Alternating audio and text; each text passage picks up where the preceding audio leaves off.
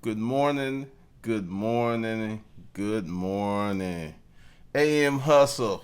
Doing something a little different this time, and it's going to be a little weird, but I think you're going to like it. But before we get into that, I need to discuss something with you. My first year of business was a bit.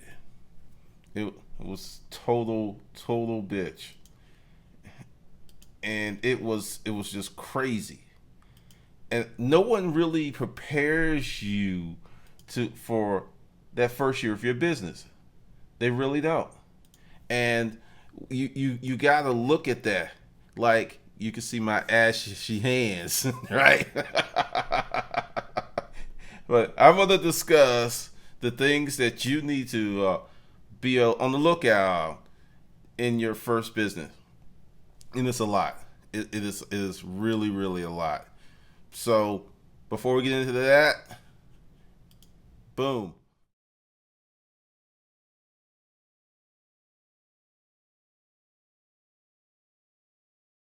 There we go. This live event is sponsored by Hustler's Mindset Life Skills. And there's a special. We have one more week for you to become a founder. Something that's really cool with that is everyone that becomes a founder now will have the option to become an affiliate. And it is nothing but bank. So with that, let's jump back into this wonderful beans footage. All right. Your first year in businesses is going to be rough. It's going to be very rough.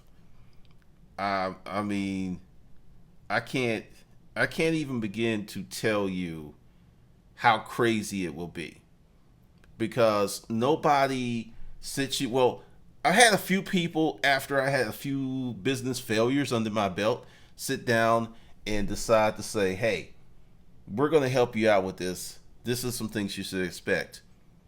The first thing that you should look for is you are going to fuck up. Not just a little bit, but a lot. You might be making money. You might be sitting in your desk. Your employees may think that you have it going on, but you will fuck up. You will fuck up somewhere. You will do something. You'll miscalculate, and it's just part of the game. It's just really part of how that thing works. It's just part of how you will grow as a business owner. And part of that is putting together your mojo, as I like to call it. When you first start, you've got mojo. Your mojo is hustle, is sweat, is shine, is grind, and you're just moving nothing to something. And let's just break that down. Whenever you are moving something from nothing, you have to look at what's going to happen when you put together your business product or process. You're out there making it happen. You're literally doing financial alchemy. You're taking nothing. You're taking a concept, a product, a service, and you're saying, "Hey, world, I want you to be part of this." And it works. And it starts to work better and better and better. And then one day you are like, this is something real. This is something cool. But with that, I want you to think of it's like giving birth. It's the closest a male will ever feel, know what it's like to give birth because your business will put some hair on your chest. It'll put some weight on your ass. It'll do a lot of stuff because there's so many things that's going to come to you or be at you during that first formation. Like when I went to get my business license, which I went to the website, I did everything that I thought was correct, right? And I really thought that going in there and spending my 138 that I was going to be come out with my business license. Little did I know this was going to be a 3-week long process. We had signed the lease. We had money going out. We had product in the place, but we could not get our business license and we could not open. We were able to make Craigslist sales, but it was still kind of, ooh, what are they going to do if they catch us? So you've got all that stuff going on. And it's just really, really rough, especially when you are trying to make money, maintain, and go ahead and have your thing looking nice and crispy. Get your thing going like super cool.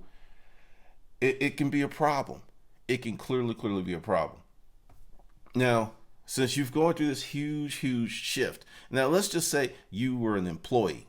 You had your job, you were making money, and then you either got laid off or you decided to start a business. Then you're going through all of this stuff at once. The job stress, the business stress, the personal relationship stress. If you have kids, the kids stress. It can be a lot. And that's why that first year is going to throw you. And that's why many people just give up. And they just give up. They just say, I'm out of here. I'm not doing this. This isn't for me. I wasn't built like this. You are crazy. I don't know who does this. I mean, I'll give you an example. Someone had posted in the Facebook group that I have newfound respect for people who make YouTube videos because he put up his first video and it's very frustrating. A lot of people think it's just super easy, I think it's much easier than it is because after a while, as a YouTuber, you make it look easy. And after a while, as a business owner, you make it look easy. So I'm going to give you some of the stuff that happened to me with some of my businesses. And I'm coming from a loftier position. I had 5 business failures, not successes, failures before I was even out of the military because I didn't realize how smart that was. I was demoralized. I was depressed. I was like, man, none of this shit works. And the thing is, it wasn't supposed to work because I didn't know how to work it. There's no shame in being ignorant, but it should be a sin to remain ignorant. And that's one of the things that I didn't do. I kept pushing. I kept learning. I kept changing things up. I kept looking at ways to make things better. And I grew. And also, I was thinking too small. But I'm going to give you some of the stuff from the more successful businesses. Like, I told you about the business license thing, how that messed me up. I didn't know that when you open up a store, I did what I thought was correct. I went and looked at the retail spot. I sat out there in my car and just kind of gauged traffic a few times a week. And I was like, this got great traffic. Now, this is one of the things. I'm going to show you a piece of paper. I'm going to draw. Yeah, I think I got a pen. I'm going to draw the store. And I'm going to draw the road. This was the store. And this was the road. I'm going to even draw some little cars here. The road was super busy. Okay, this is my little cheap drawing, but you should be able to see it. Yeah. Okay, you see the store and you see the road. Now, what I didn't know as people were coming on the road, they were looking like this. So the store was practically invisible. Do you hear what I'm saying to you? The store was practically invisible. Nobody was able to really see it because they had to pay attention because as they were coming down, because it was a little hill, they were coming down the hill. They were coming to a traffic light.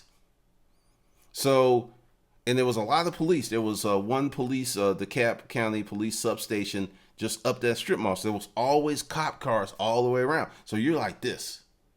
You can't be.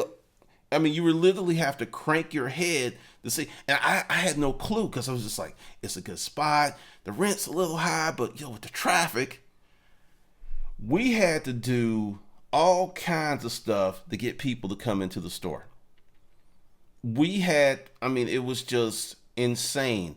I remember there was something happening in the store and I couldn't put product in. So offloading stuff from storage units in front of the store, just kind of like in a row, because it's like, all right, well, we'll offload it here and we'll tag it and then put it in the store. Well, little did I know that putting that stuff in that parking lot was one of the biggest things I could do, because that day is the first time we made rent and sales because it was out there. But wait a minute. This is where it gets really, really stupid.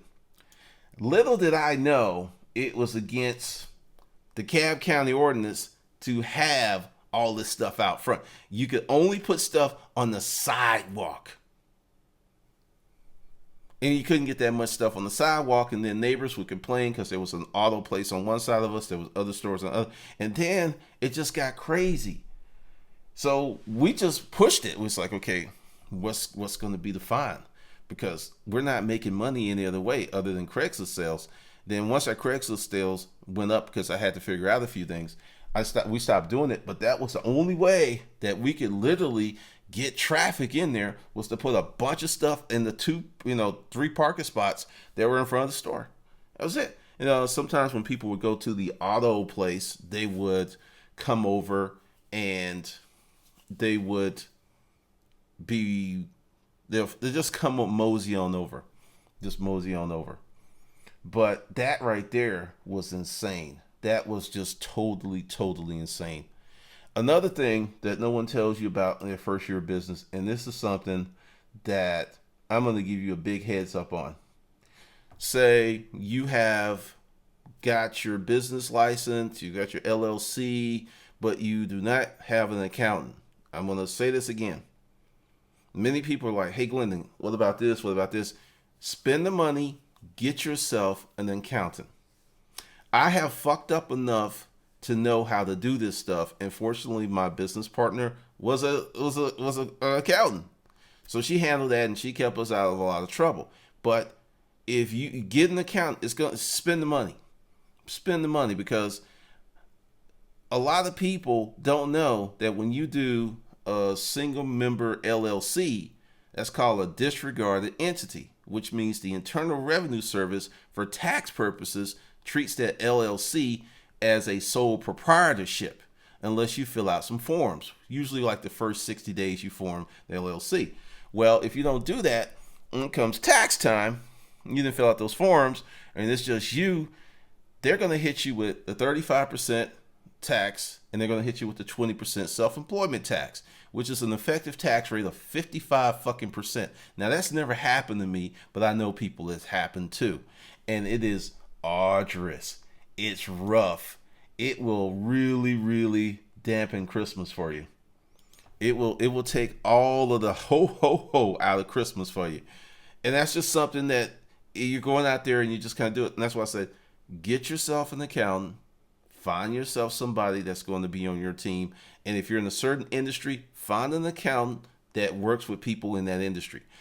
Being an internet guy, it throws a lot of people. People still don't know where to put this stuff. That's why I say this is like really in the infancy of being a business. It's really in the infancy. The internet thing's really is in its infancy. There's a lot of things that are going on, and people are just not ready for it, and they don't know how to set it up, so to speak. Now, if you are really thinking about doing that first year of business, another thing that happens is who are you selling to will predicate the fuckery that can ensue.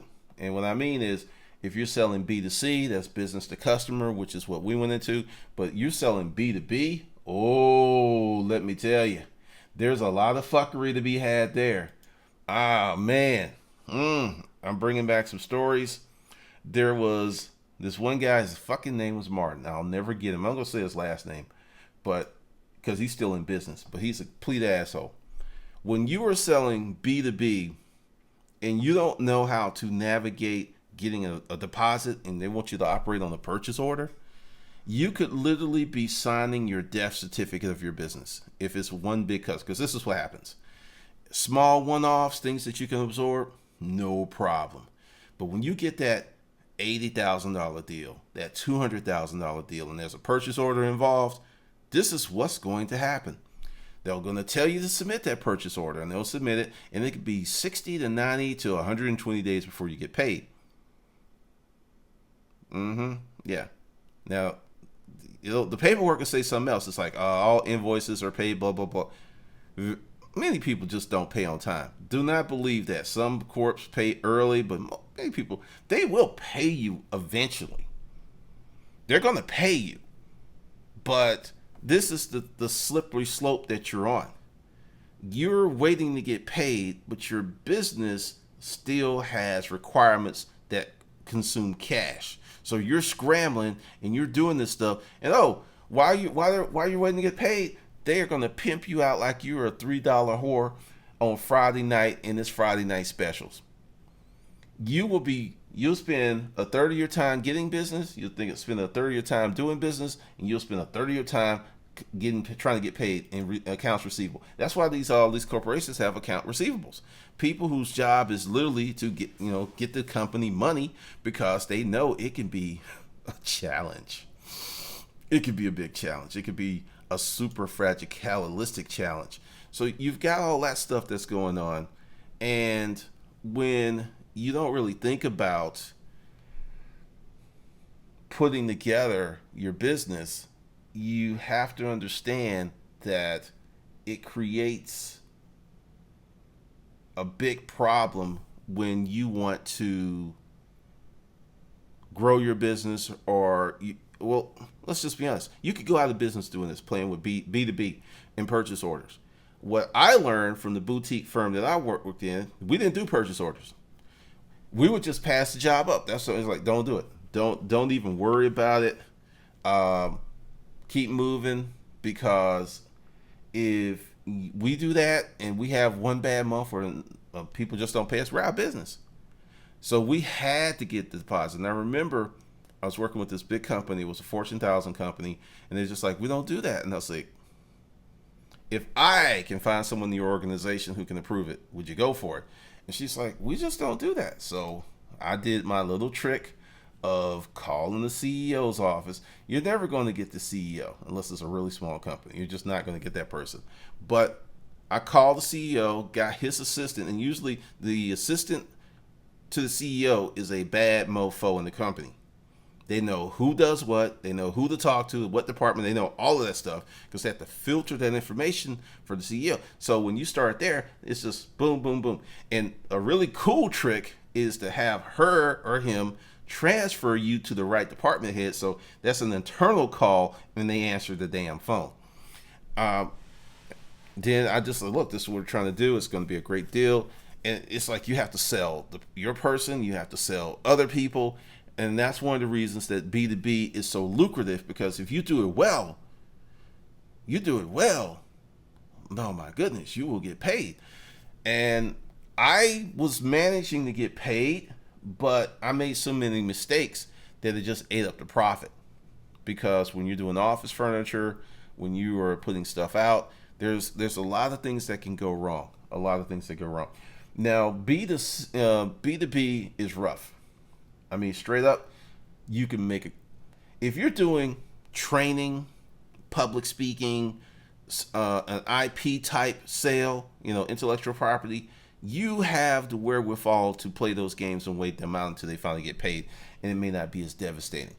But when you are out there selling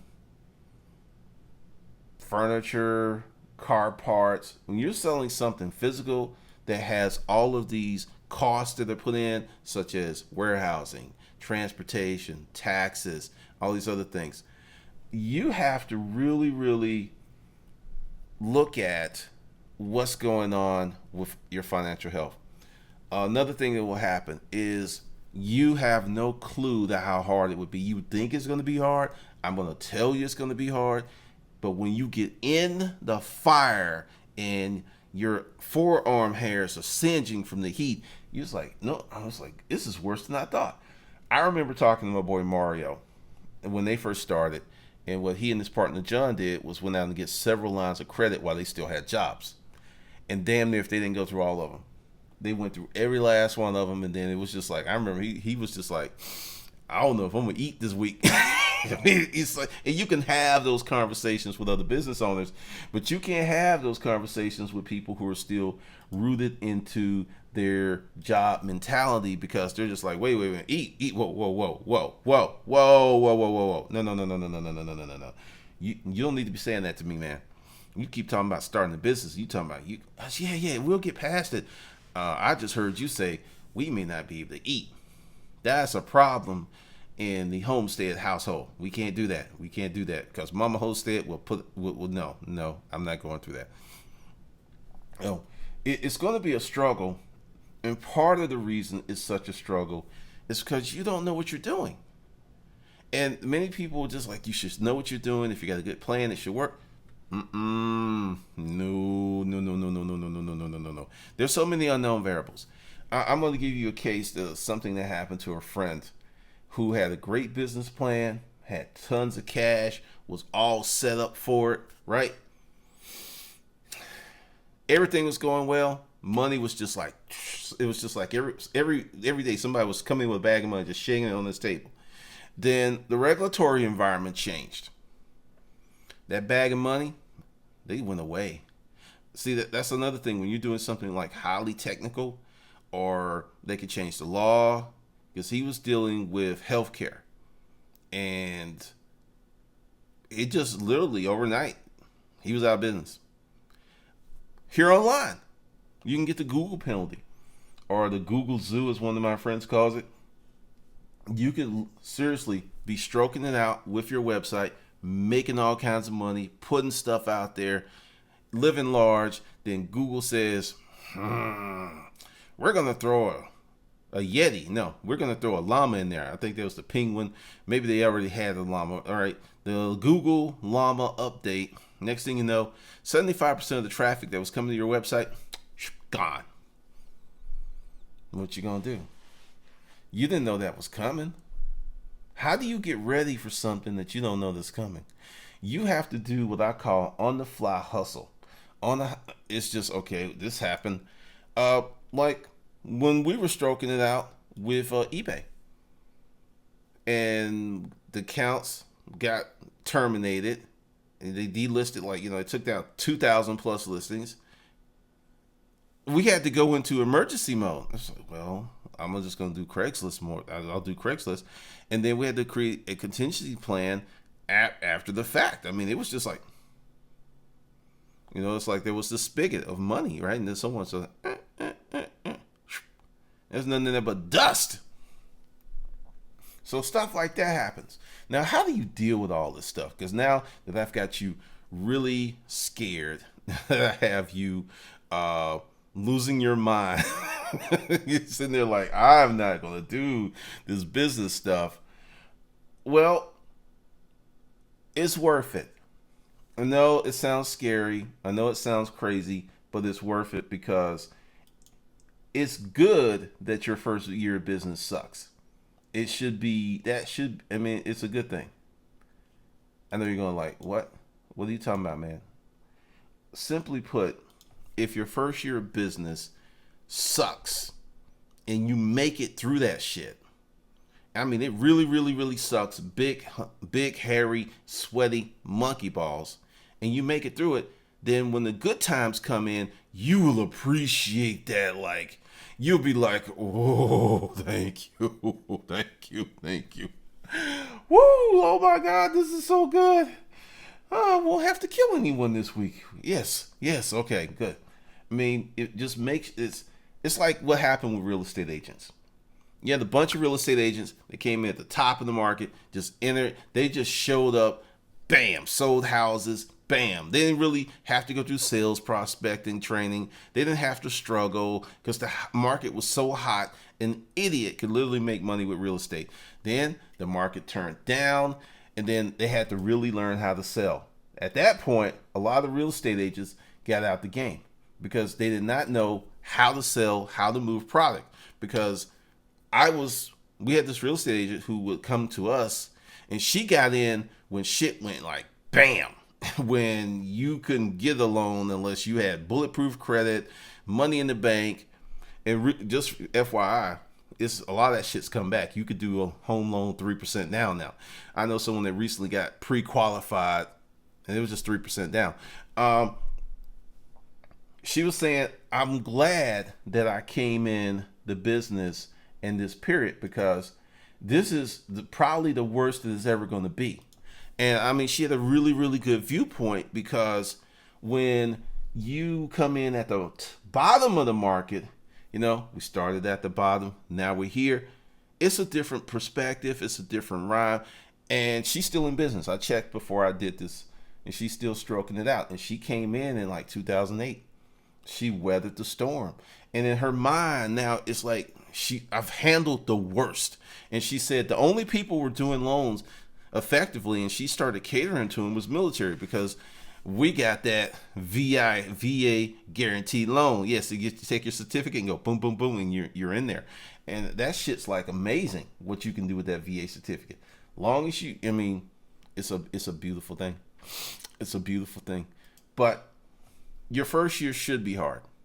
It should be brutally hard, because then you'll appreciate future successes. You'll appreciate the things that are coming your way if you continue to work. But I'm here to tell you, even here as an online entrepreneur, it's going to be rough. There was a dude in the comments, I think his name's Dave. He was talking about how he was feeling some kind of way about himself because he was looking at these people online who are lying their asses off. Well, I make, $300,000 a month, but I live in a studio fucking apartment.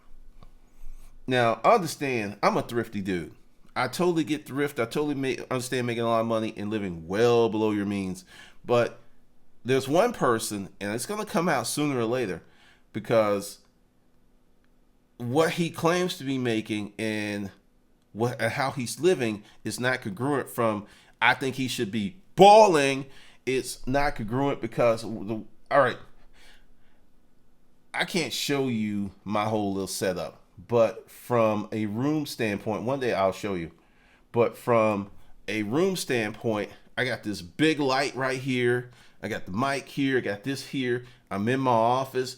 It's just, I know how much space it takes to do the podcast thing, to do your videos and stuff. You don't need a whole room, but if you are stroking it out, and this is something that I'm going to do when I really in the very near future, and another part of this house is I'm going to create a studio.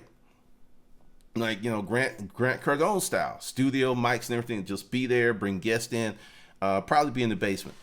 So I will do that and set it up, because it takes space when, I've got this new camera and I'm doing stuff. And I see what it just takes space to do certain things. And just from that standpoint, not balling out, maybe, you can go to the hood and get you a big house, whatever. It's just, it doesn't make sense, because I'm looking at the constraints that I was having in my old place. And I'm like, that place is smaller. So I'm saying all that some people's income reports are true, and some are like Moby Dick, great works of fiction. I'm not calling names, but I've been doing this since 2009. And it's amazing how many people who started with me in 2009 are not here. And people I saw in 2010 are not here. In 2011 are no longer here. They'll come up, they'll blow up real quick. They'll affiliate themselves with the right people. That means sharing each other's email list, which is good. It's not a bad thing, but I'm just like, when I meet someone and I start talking business with them at some kind of convention or a seminar or some kind of, and I start mentioning things, and they look at me like, I don't understand your kung fu. I know, I don't know that, because they're not in business. So what I'm saying is, do not go by some of this internet stuff of how you should run your business, because a lot of it is pure fucking fiction. It's just pure fiction. Because when I look at someone and I look at their business skilo, and I was like, okay, because someone had put in the comments, and I haven't researched it yet, but I'm just like, it was talking about this guy sold 5,000 books and he didn't believe in the email list, and it was all about social media and everything. And like I said, I'm going to look at it because I got time today. But I guarantee you, if it's true, there's another real important element to this story. Like, I'll give you an example. Let's take Jenner. What's her name? Kyle Jenner. If Kyle Jenner woke up this morning and said, I'm going to write a book, she would have her pick of publishers. And then she'd go on her Instagram and Twitter and would pre-sell probably 100,000 books before the book's just like, yeah, we're going to write the book and we're just doing a real special pre-sale. 100, and no email list required. Why? Because she's fucking already famous. So when people come at me with certain things they want to challenge, and let's just talk about this. When you challenge me in the comments, and I love that stuff because it's fun, I may make you look like a fool, because many people will bring to me what I call partial information. They'll read something and they will not investigate it. And then when I go investigate it, it's like, oh, this is why this has happened. And this just goes back to what I said, because making money is hard. And anyone that comes at you like it's super easy, you should be like, I hear you, but I'm going to think about that. I'm going to do a little research. Because once again, look at people's track records. Go online. It's very hard to hide shit online. Go online. My first book came out in 2009. It's on Amazon. You can go look at it. This YouTube channel, it has a start date, 2009. It's 2015 now. There's a track record. There's history. When I go look at someone and I can't find nothing, I mean nothing, yet you making 100,000 a month, and you got a cheap comb over and a cheesy jacket on, and I can find nothing. I go to LinkedIn, I go to Google, and there's nothing about you. Okay, I'm going to give you another little secret here, and this is something that you're going to discover your first year in business. You know what the hardest problem that all of us have in business, whether it's online or off? Being discovered. Being discovered. Having people find out who you are, absorb your message, like your message. It's a several step process. So if someone comes out of nowhere and you can't find anything, what did I just say? Our biggest problem is being discovered. It's being discovered. So if you can't find anything out about this person, when everybody's got the problem, I got to advertise, I got to put myself out there, but you can find nothing about their former business, that's because it's like Casper, the friendly ghost. You can see through that bitch because it doesn't exist. It never existed. Because there was one person someone put in the group, and once again, I don't fully know, so I'm not mentioning names, but I did a little reference check, and the person did a Reddit AMA and was eaten alive. And then I checked with some friends who do Reddit, and they said he essentially created a straw account to ask himself questions. Now that tells me a lot. Number one, the internet is a motherfucker. The internet is a motherfucker. They found that out and ate his ass up alive. Now, this is the thing. I don't really know Reddit that well. I've got an account. I go over there now and then. I, in my business savvy, know that those people are mercurial when they find that you're fucking around. They will eat you alive. I wouldn't do that, but I have enough sense not to do it. But my whole point is, when you're looking at these people, look at your struggle. Look at what you're going. One of the reasons I like Marie Folio is she'll tell you, she was doing dance videos, bartending. She was doing all kinds of side hustles. And it was years before her B school, her products. It was years. She worked for years. She wasn't making any money. And it just one day, it just took off. And she got with Tony Robbins. But once again, she tells you she worked for years. It wasn't overnight. It wasn't crisp and quick. It wasn't crisp and quick. It was a struggle. She did a lot of stuff. She had at some point 2 jobs, and that's one of the reasons I respect her, because there it is. It's like, I think she's a Jersey girl, and she had to hustle, and she talks about that. So I can say, okay, I can believe you, Marie. I can understand that, because another thing that someone won't tell you about your first year in business is your ideal can be perfect. It can be amazing. It can be wonderful. And it's going to take society a year or 2 or 3 or 5 to say, hey, we like that now. You just got to keep doing it every day. You just got to keep getting up, going to work, getting up, going to work, getting up, going to work, getting up, and that's a struggle. That's really really hard. That takes a great deal of energy, effort, and enthusiasm. You have to be super super enthusiastic about what you're doing, how you want to do it. But it's going to take time. The struggles that you're going through are just grooming. You're just sharpening the stones. You're sharpening the iron on the stone. It's not personal. It's just as you increase your value, as you increase who you are as a person, it's going to get easier. And now this is the other thing that someone did tell me this. It was Carl. Carl told me this. He sat me down and he said, and he put his hand on my shoulder and he said, the first 2 years, first three, they're gonna be a bitch. I'm just telling you. Now he said, if you can hang on, if you can hang on, he's like, you're gonna have a day where you made more money in one day than you made in a year if you can hang on, because in your business. And he was right. It happened. I mean, when you get to the point where you're paying cash for new cars, where you can do all kinds of stuff that other folks dream of, but people see that moment, but they don't see the moment where you had not $1 in your bank account, you were overdrawn $250. I have not had an overdraft in my bank account since 2003.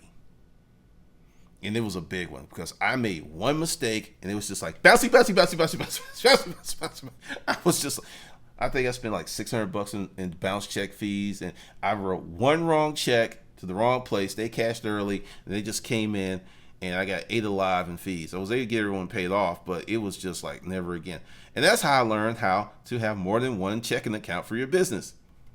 Yeah, I was stupid like that. It was just this one account because I thought I was being cheap. And then I met Francine, and she was like, no, you can't do that. You got to create this ledger account. You got to do this. You got to do this. You got to do this. And I was like, I didn't know. That's what I'm saying. Go out and get yourself an account. Spend the money. Just spend the money. Get yourself an account. It will save you more money than you're going to spend. Trust me on this. Trust me. And if you're looking for an account, try to get one now. Because if you wait in the midst of tax season when they're super busy, they're going to be hard to get a hold of. Especially the really good ones. The really good ones. But yeah, that first year of business is what it is. And it's not like you can't do better in time. It's just, it is what it is. It's going to be a struggle. It's going to be hard because you're doing many things that you've never done before. So, just saying. Now, if you like the content of this live hangout, which is another experiment, there's a lot of experiments coming. I want you to,